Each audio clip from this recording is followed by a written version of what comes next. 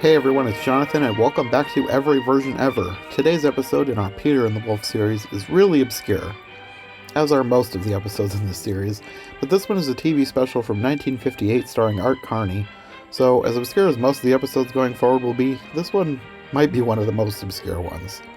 Besides being a vehicle for Art Carney's comedy, the special also features the puppetry of Bill Baird. I don't know if I'm pronouncing that right. You may not know his name, but his puppets you might recognize. Bill Baird was actually the puppeteer behind the Lonely Goatherd segment on The Sound of Music. Those puppets had a very distinct style, and if you watch this special, I think you'll recognize it in a lot of the characters here as well. Joining me for this episode is my cousin Sarah. She ended up doing a bunch of the episodes in the Peter and the Wolf series with me, but I guess that's only fitting since she inadvertently inspired the whole series.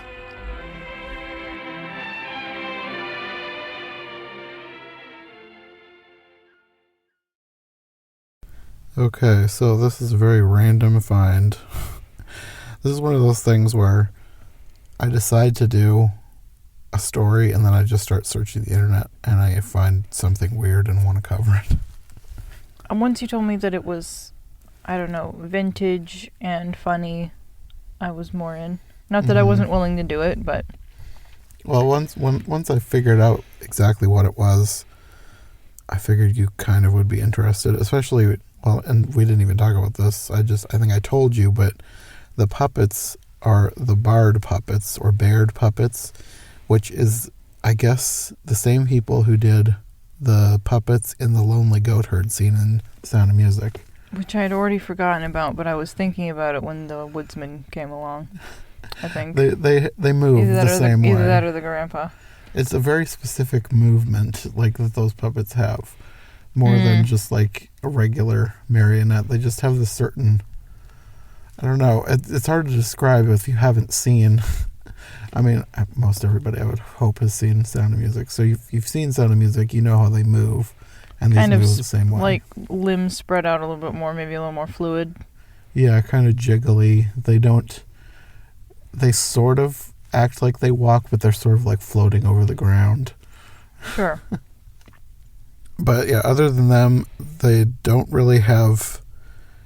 I think the two people that do all the voices is Bill Baird and Cora Baird, which I'm assuming are a husband and wife.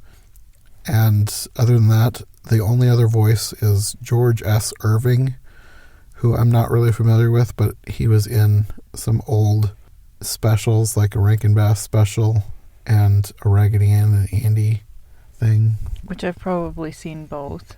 Things from the 70s and kind of popular at the time, so I guess people probably would have known who he is. He played the wolf, and then Art Carney was the main star of this, because this is Art Carney meets Peter and the Wolf. Which I know him more by name than by actually... Same. The weird thing is, I know him more now because this is the second thing in a couple of months that I've covered with him, because he was also one of the main human stars of the Star Wars Holiday Special. Oh my.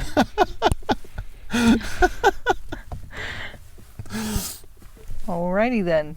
He was a bit older in that one. Probably like 30 years older, because this is 58. Mm-hmm. And the Star Wars, well, no, maybe 20 years older. The Holiday Special was like late 70s, I believe. Not 100% sure what year it was. Either way, it's like 20 years after this, so a bit older. Sounds kind of like a lunchbox that would come out after a popular movie or something. Like, oh, let's make this into a holiday special. Even though that doesn't make sense. Yeah. I think they did that kind of a lot at the time.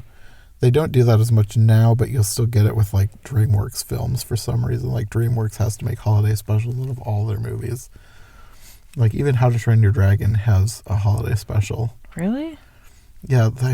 You know stuff that I don't know. I haven't even seen it. I just know it exists. It's probably not worth seeing. I mean, maybe it would be cute if you were lying sick on the couch and needed something. But maybe it's amazing. I don't know. Oh, well, that's true. That's true. Yeah, I don't know. I just know that DreamWorks, for some reason, they're like, every couple of years they make a new holiday special for some reason. So it's not dead, it's just continuing on. Yeah, you can find them if you know where to look. Anyways, we should probably talk about this TV special. At first, when this started, I was like, how is this Peter and the Wolf? Because it's Art Carney walking through the woods with all these animal puppets singing a song that has nothing to do with Peter and the Wolf. There's no Peter and the Wolf music. It was very random. And there was a lot of build-up to the actual Peter and the Wolf. Yes. It has a lot of 1950s style humor, some of which is hilarious and some of which is just like, I suppose, corny. Yes. My favorite part was with the hat. My favorite character has to be, what was it, Squirrel? Yeah. The one with his hat. Yeah, there's a squirrel that keeps making references to making his hat into a nest. And like at one point... Tries to steal it when he... Yeah. Yeah, when he's going to talk to the wolf, says something like, "When you're dead, can I have your hat?" or something like that. No, my favorite part is where he was just kind of attacking him, trying to steal the hat. True. It was because the squirrel's a hand puppet, so it was basically like somebody was grabbing his hat off his head through a tree. But yeah, it was very random. Lots of puppets at the beginning, and then there's also this dog. This is reminding me of Alice. Like, let's throw a romance in where there was none. I suppose. I didn't think of it like that, just but... nearsighted hound dog. Instead of the White Rabbit and the Duchess. Yes. But yeah, there's this nearsighted dog who thinks he's in love with this water spaniel, which is actually the duck from Peter and the Wolf. Which is kind of, an outgoing blonde duck, I think. Yeah, she makes references to herself being blonde, and she has curls on the top of her head. But this is a black and white special, so we only know she's blonde because she said so. This was the 1950s take on the duck.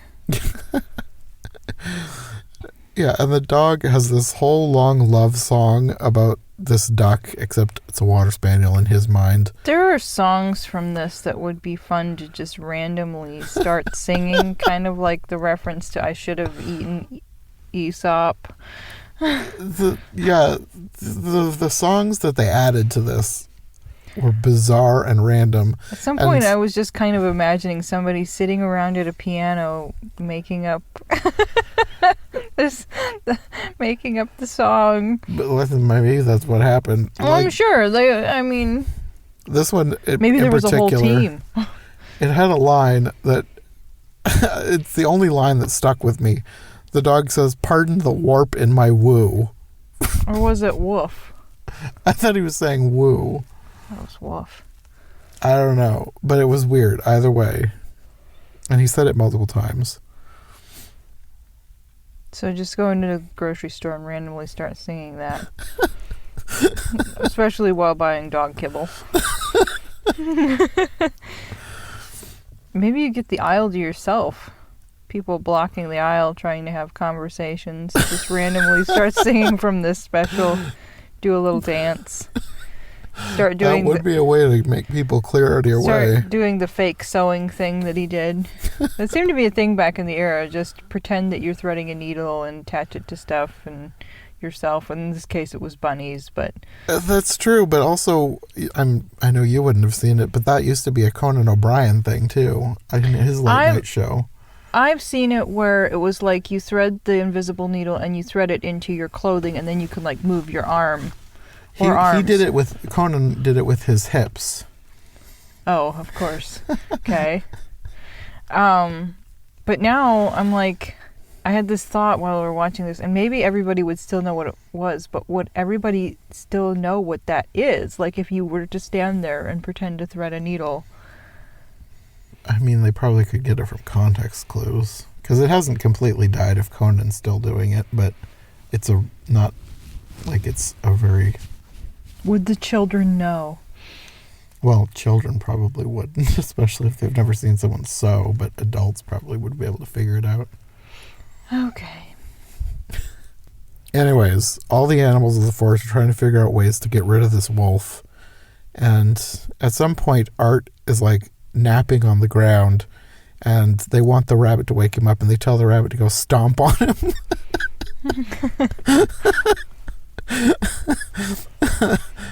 cracked me up for some reason. But they've elected him to get rid of the wolf because apparently he's not afraid of the wolf, which he says he is. But all the animals think he isn't.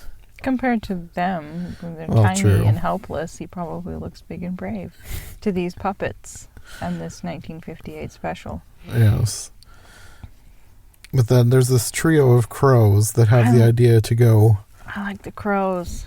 They have the idea to just go bother the wolf until he leaves. Crows are awesome.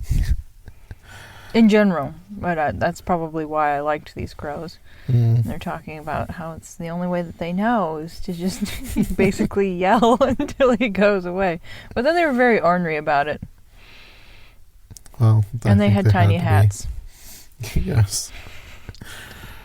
But then the wolf launches into a song saying that he sees himself as some sort of Robin Hood figure for some reason.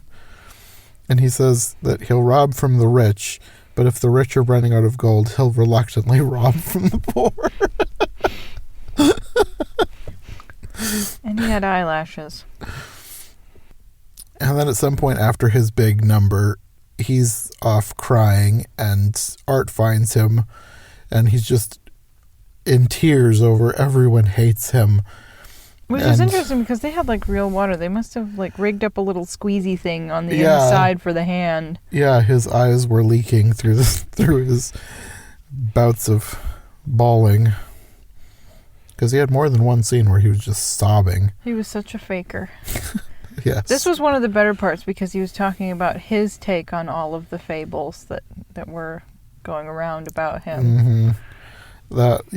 This was hilarious because he's feeling sorry for the wolf, and he's telling the animals that they need to accept him, but the animals aren't buying it, and they're asking him about, like, well, what about Little Red Riding Hood? And then the wolf is like, she was a sick little kid. Talking about how she went around with a gun in her basket. Yeah, it wasn't like goodies or anything. And he was trying to protect Grandma, and if it hadn't been for the woodsman coming along, she'd have shot him. And you have this scene with Puppet Red Riding Hood chasing Puppet Wolf, and Red Riding Hood just firing her puppet gun through. He's wearing a little shawl and a nightcap or something. That was my favorite part. It was very much Jonathan humor. And they were wrong about the little boy who cried wolf, and they were wrong about the three little pigs. The three little pigs just tore their houses down to throw stuff at him. Like, they ran out of stuff to throw at him because they just hated him, and so they were destroying their houses so they could throw things at him. Yes, and you could still feel their little pig hooves. That was a very hilarious line. That was his dumbest excuse, was the pigs tore their own houses down. But yeah, at one point they were like tromping all over him. And you can still feel their little hooves or something like that. That whole scene was hilarious. And then has this other take that sort of, he's trying to turn all the animals against each other, talking about he's not their enemy. And he's asking each individual animal, am I your enemy? And then each animal says this other animal is their enemy. Whatever eats them. Yes. Probably the most. Yes. Their kind the most. But he won't ask the rabbit. The rabbit is begging to be asked if the wolf is her enemy, and he will not ask her. And then I think they were supposed to deliberate and decide what they were going to do about him, and then he was just going to slip out and get a bite to eat. Yes, because at that point he sees Peter off in the distance, and then you get the actual story of Peter and the Wolf. Which it seemed kind of disjointed because you went into the whole classical bit with very little dialogue after you'd had a lot of dialogue and random songs. Yeah, this whole scene with the actual story, there is some dialogue, but it's few and far between, and it's also really random. Like, the bird and the duck are arguing about whether birds should fly or swim. But if you actually took away the beginning and the end, you could just have an edited version of that, and it would work. Yeah. Basically, this was a vehicle for Art Carney to be funny. Sure. It seemed like a really good program for kids.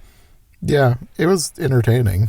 I mean, we laughed, so it's not just for kids, I guess. But yeah, you've got the basic story of Peter and the Wolf, the bird and duck, the cat attacks, and the cat is weirdly skinny. Yeah, the legs on the cat were kind of messed up. I mean, maybe I shouldn't view them that way, but they just looked kind of wrong. It's not like they were terrifying or anything, but if it was in the dark and you didn't know what it was, it might be. Same with the grandpa and the woodsman. Peter was not creepy. The woodsmen were the weirdest human puppets. Yeah, because they had these extremely bowed legs most of the time when they were moving. I think they were capable of bringing their legs closer together, but that's not how they did it. So, yeah, the movement, the look, they looked like they weren't wearing pants, but they probably were at least shorts. I don't know. It's hard to tell with black and white. Yeah. Well, then you have the wolf eating the duck, and the boy then is trying to capture the wolf. He escapes his grandfather because his grandfather locks him up. Do they really show him locking him up, or is it more like, go home, bud? I don't know that it shows him locking him up, but he like comes out, gets him, and takes him home. And then Peter climbs over the gate. Or, since they're marionettes, he sort of slowly floats up and over the gate. Carefully, so as not to entangle the puppet. Yes. And then he captures the wolf by the tail, and the hunters dance in, and they all take the wolf away in a parade through the woods. And then you go back to the... I want to say the main story, but that was the main story. But you're back to the stuff with Art. Is it before or after the parade where the grandpa's like, he was a smart boy or something like that, but he's also lucky because it could have been the wolf? It was, but I think in the same scene, like the parade is happening, and he's talking about he's lucky that the wolf he caught the wolf rather than the wolf catching him. Yeah. But yeah, and then back to Art. Yes. And all the animals are now fighting, and the mouse is holding a sign that says, "Down with the owl." And then the dog comes back and says that he saw the wolf eat his sweetheart, because the wolf ate the duck, which the dog thought was a water spaniel. Yes, and Art didn't have the heart to tell him at first. But thankfully the truth finally does come out after a while here. Yes, the wolf is like begging for justice, saying he didn't do it, and he gets a lawyer, which is a weasel with giant teeth. The puppet design was pretty good on the weasel. And not giant, like, weasel teeth, like giant human teeth, which was mildly creepy. Well, they basically tried to give him sort of a shady, cunning type of face. I thought it was kind of funny that they used the weasel as a lawyer, and this is probably a coincidence, but years later, in the most recent Muppets thing, the Muppets have a lawyer called Joe the Legal Weasel. Yeah. But the Muppet Weasel is much cuter than this one. I can believe that, yes.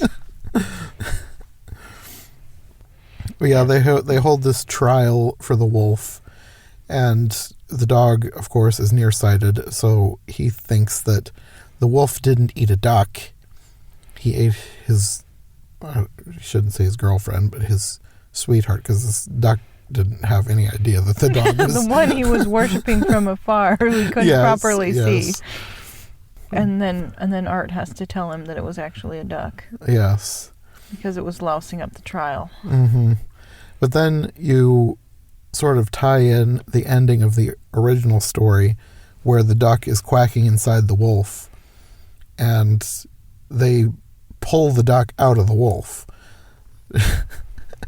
You don't actually see it, but it's basically implied that he rolls up his sleeve and shoves his entire arm down the wolf's throat. What, in the original or just in this one? In this one. Yeah, you see him rolling. I knew it was coming because I could see him rolling up his sleeve and everything. And the duck was fine. Yes, but even Which though... would be really gross if the duck wasn't fine. Yes. But even though they've literally just pulled the duck out of his insides, he still denies it. He says the duck must have wandered in while he was yawning. And then he launches in this whole other song about all these historical people who have died and how he's going to share their fate, but he's actually innocent. Boy.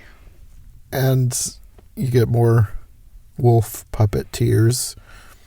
And he ends up like begging for forgiveness, but then saying that the weasel says that they should rehabilitate him. And he thinks that they should give him like his own house with 24/7 room service and his name above the door and a list of very unreasonable demands. Yes. But you know what they're building up to. I didn't right away, but then when I figured it, I was like, oh, that's very clever. But then you have one more weird musical number where the squirrel says they should get rid of him by making him an entertainer. And then Art demonstrates what an entertainer is by doing this dance with rabbits and pretending to have strings attached to them. This was the most random musical number in the whole thing. It's like, we need to fill 3 more minutes. What can we do? Let's do a dance. Maybe that's what was happening. But maybe. I mean, it was a pretty random show anyway. I didn't think too much of it. Yes, the whole thing was very random, other than the Peter and the Wolf thing in the middle. And even that had a few little bits of randomness in it. But then after that, you get the actual conclusion where he gets all of his wishes because they take him to the zoo. And he's locked in a cage with his name above the door. And he gets room service. But he's not talking anymore, and he's so sad. I couldn't tell because it was black and white, but did he have, like, something on his mouth preventing him from talking?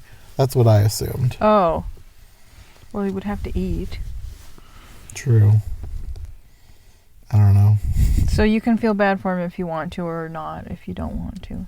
Whatever you feel like. It's a puppet. But yeah, that's basically the end. Sadness, animal oppression. He deserved it. He deserves his own oppression. Why? Because he murdered a duck. I mean, he tried to murder a duck. She lived. Shouldn't that be more for, like, robbing the poor? That's true.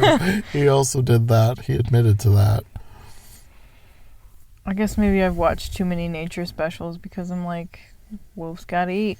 He has much right to be here as anybody. He serves a purpose. He's an okay guy. That's true. It's kind of funny how, depending on how you frame the documentary, you're either rooting for the animal that's running away or the animal that's chasing. Or maybe simultaneously both. Yeah. No, I've watched enough PBS and read enough about wolves and everything. It's like, kind of sympathetic with the wolf here.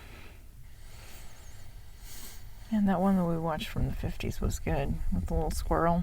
Anyway. So this was pretty good. As far as ranking it, the one that we reviewed that was like Czech, Russian, whatever, all the countries. Eastern European, that was still awesome, and I would watch that again. This one would be kind of cute if you needed to turn something on for a little kid. Yeah. It's not like horribly violent or disturbing or anything. Maybe they'll learn what turpitude is. There was a whole song about it. Like, how many songs did this have? So many. I would say at least half the runtime was songs. Well, more than half if you count the Peter and the Wolf segment, because that's a whole piece of music. So yeah, good little historical piece. An interesting find when I went down a YouTube rabbit hole. Yep. So far I haven't seen any of these that have been bad, but I'm sure we could find one. Okay, well, that's probably all for now. We will maybe see you in another one. Probably.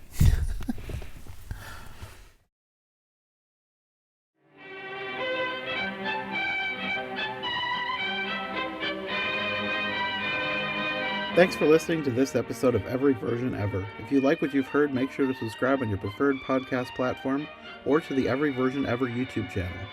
Make sure to follow my co-hosts as well. Any relevant links will be in the description for easy access.